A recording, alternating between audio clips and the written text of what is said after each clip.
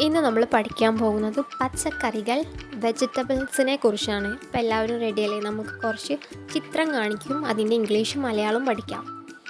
ആദ്യത്തേത് ടൊമാറ്റോ, തക്കാളി. TOMATO, tomato, തക്കാളി.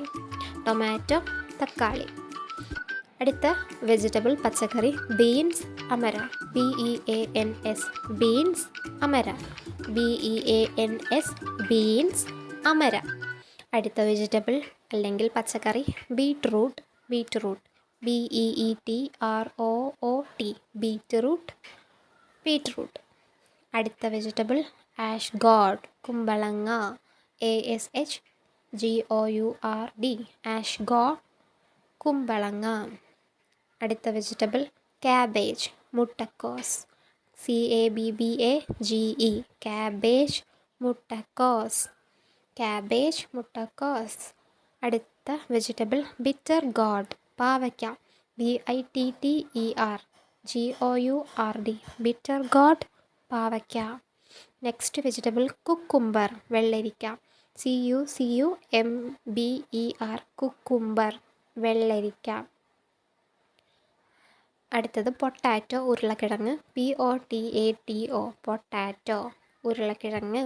പൊട്ടാറ്റോ, ഉരുളക്കിഴങ്ങ്. അടുത്തത് മെലൺ, മത്തങ്ങ.